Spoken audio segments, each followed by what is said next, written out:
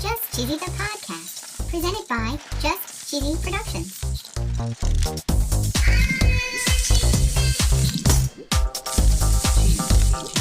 Hi there, I'm your host, Fondue.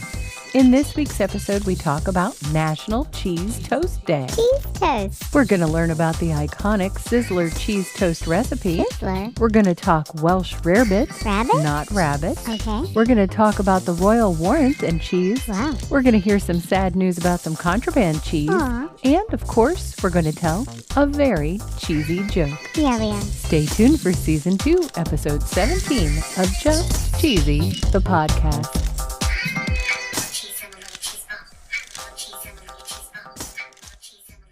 So, Cheesy, did you know that September 15th is National Cheese Toast Day? Really? So, most people, when they hear cheese toast, think grilled cheese cheese. sandwich. But that's not exactly what we're talking about today. It's not? We're talking about cheese toast. Okay. According to nationaltoday.com, in 2015, in order to honor the success of National Cheese Toast, Sizzler USA founded National Cheese Toast Day. Wow. Sizzler was created in 1958.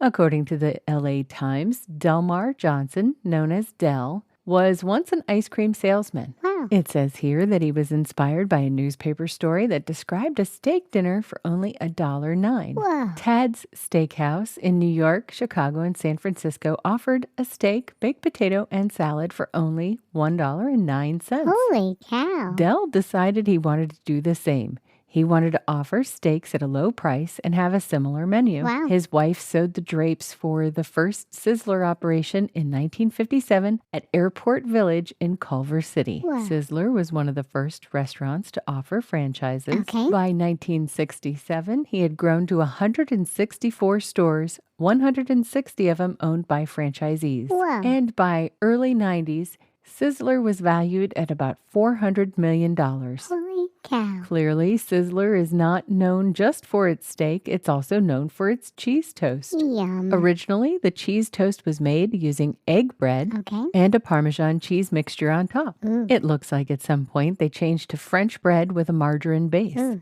The highly coveted and secret recipe was made known in 2020 when Sizzler closed its doors in Australia. Aw. According to the website broadsheet.com.au, in an article by Melissa Mason, the recipe goes as follows. Okay. All you need is thick sliced white bread, Ooh. pecorino cheese, Yum. and margarine. Hmm. You mix equal parts of the pecorino and margarine to make a paste. Yum. Spread it on one side of the bread, cook it in a frying pan over low heat for 60 seconds. Ooh. And according to this recipe, it says when it's golden, it's ready. So yummy. According to daysoftheyear.com, Sizzler wasn't the first group to make cheese toast. Really? First recorded in 1725 was a Wow. dish called Welsh Rarebit or Welsh Rabbit. Rabbit. There is no actual rabbit in this dish. Ooh. It's simply cheese on toast. Yum. According to the EnglishKitchen.co, Welsh Rarebit may date back as far as the 1500s. Whoa. According to the rarewelshbit.com,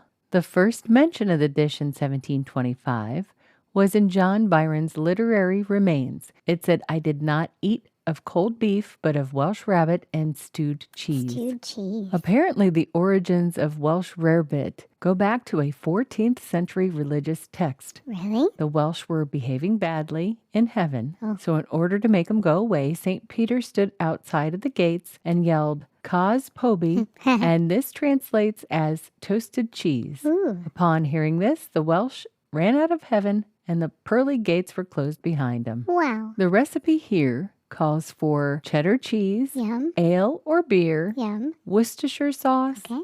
Welsh butter, English mustard, and some good quality bread. Yum. Bread is toasted. All of the ingredients are stirred together and then poured onto each slice of toast. Sometimes people put it underneath a grill or broiler Yummy. till it's golden brown. Ooh. According to cdkitchen.com, there's another variation to this dish. Really? It's called Scotch Rarebit. Okay. But the big difference is instead of using beer, they use Scotch whiskey. Ooh. But the preparation is identical. Yummy. I feel like we're on a roll here. According to fusioncraftiness.com, there is another variation. Really? It's called Buck Rarebit or Golden Buck.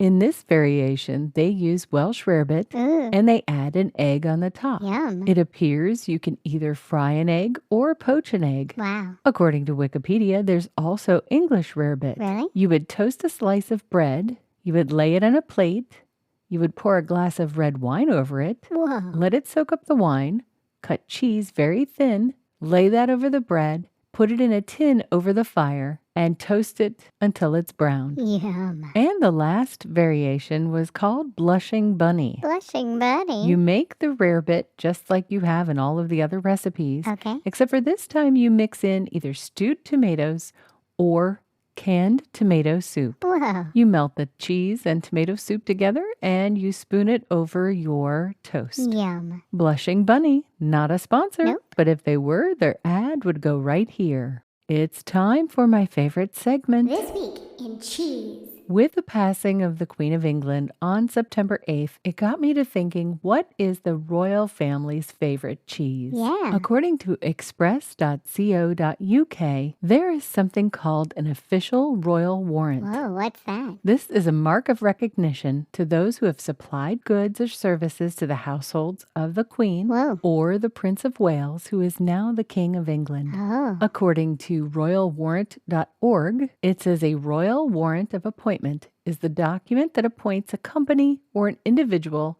in a trading capacity to the royal household and which entitles the holder of the royal warrant to use the royal arms in connection with their business. Whoa. A royal warrant lasts 5 years. Okay. It says the monarch decides who is to be a grantor. A question under the FAQs says, does having a royal warrant mean that the products or services supplied are the best? Does it? It says no, it means they are only a preferred product or service. Oh. It does not cost any money to obtain. That's good. And the holders of the warrant conduct business on a commercial basis, so they do not provide the services for free. Good. It says there are about 875, and they are held by 800 companies or individuals, and they change monthly. Wow. But what's interesting is it says when a grantor dies, the royal warrant will become void, Wow. and the company or individual will have 2 years to discontinue the use of the royal arms in connection with the business, provided there is no significant change within the company concerned. So it will be interesting to see if some of the current companies will change under the new monarch. Uh-oh. By using the search feature, I was able to find that there are 16 companies related to cheese. Wow. It shows that 14 were selected by the Queen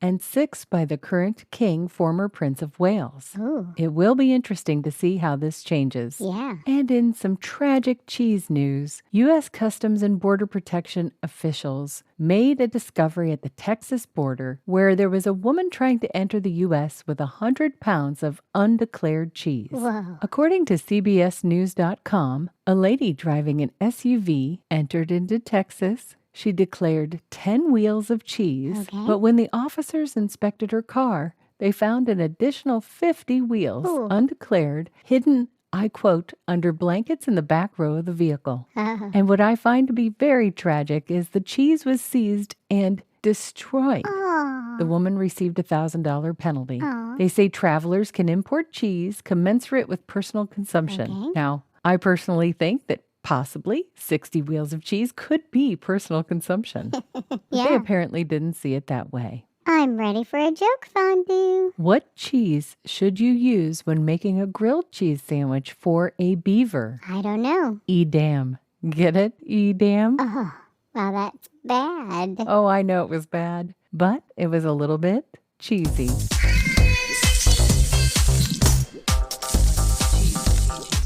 Thanks for listening to Just Cheesy, the podcast. Thank you. Season 2, Episode 17. We love delivering your cheese history, cheese news, and a cheesy joke. Yeah, we do. Talk to you next week. Stay cheesy, everybody.